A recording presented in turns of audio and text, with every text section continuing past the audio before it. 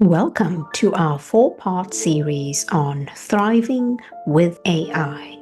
I'm your host, Dr. V, with close to 4 decades of senior leadership experience across industries and continents. And I've been navigating enormous shifts in technology and work environments. And now, as a personal transformation advisor, I've seen firsthand how change can feel daunting, but also how it can unlock possibilities. Now, in this series, we'll explore how professionals can embrace AI, not with fear, worry, or burnout, but with curiosity, resilience, and joy. Together with our guest Oleg from Seattle, we'll uncover how AI reshapes identity, redefines vision, and frees us to reclaim creativity and purpose. Along the way, you'll have the chance to take our AI Readiness Revealer and then download your aligned professional AI survival kit. It's all free and it's a quick way to discover your own strengths and growth areas in this new era.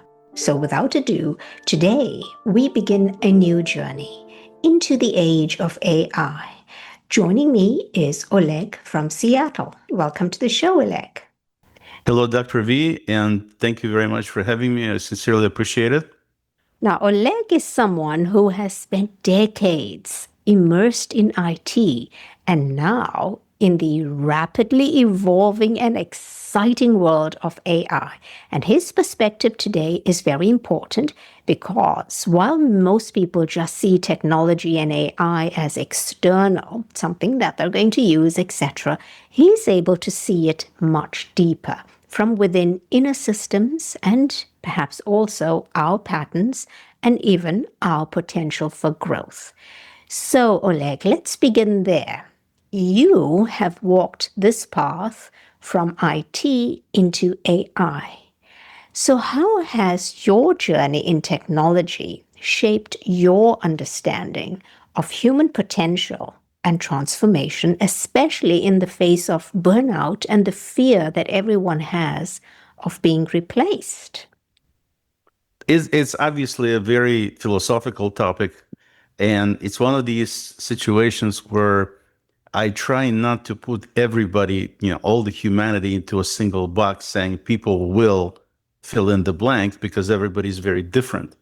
And so the concept of people burning out is nothing new, and it's kind of understandable, especially when people keep piling all kinds of things they expect you to get done because now you have this newfangled technology that supposedly make things a lot easier and a lot better. And in many cases it does. But the burnout part is limitation of humanity in terms of physical and biological structures, if you will. And it doesn't matter what the technology is, if you're going to get burned out due to the amount of work you're doing, you're still going to get burned out. So that part is nothing that AI can alleviate. But with that said, looking at the details of AI and adoption and so on, first of all, yes, people say that, it'll kill their jobs. Absolutely, it will. It's not an argument. It's not a debate. Absolutely, certain jobs will be killed by AI. They're already being killed.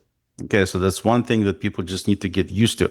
A lot of people are fighting it because they don't want to lose their job, which is totally understandable. I mean, nobody wants to lose their job. But if you're looking at it realistically and honestly, that's what's going to happen. It's no different than people who used to make horse buggies in the beginning of the last century, and they all had jobs and they had a lot of work they had to do and everything else. But once the Industrial Revolution hit, that was the end of their jobs. Doesn't matter how much they're opposed to it or not opposed to it. It doesn't matter. It's just the way the world kind of evolves. And so it's the same thing that wound up going on with, the internet revolution, where a lot of things wound up changing. And now with the AI revolution, even more so because it can do a lot more stuff. And so I personally do believe that AI has potential at some point to kill all of us, because if you look at it strictly logically, which is how I usually approach things, in my life. If you think about AI being something that does everything based on logic and based on the need, based on the efficiencies, it's trying to be as efficient as possible in whatever it's trying to accomplish, then you can look at it from a standpoint, what do intelligent robots that are running with AI in their brains, what do they need humans for?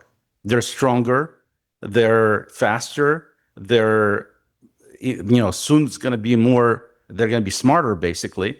So what's the purpose of having humans that basically do nothing but tell them what to do as if they were almost slaves? And the answer is, if you actually have something that, or somebody who have a thinking mind, looking at the things in terms of efficiency, in terms of what makes the most sense, the answer is you don't need humans, and they won't.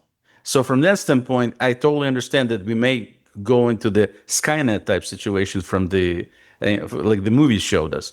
But at the same time, I also listen to a bunch of people who are very smart people in the AI realm, and I can see, in addition to what I'm doing, a huge potential to help humanity be better in many, many ways, and be able to save tremendous amount of time in terms of what currently is taking place to get something done. And at the same time, kind of looking at the movie Wall-E from Disney, how all these people are fat and everything is done for them. We don't want to get into that state of being fat and being sick.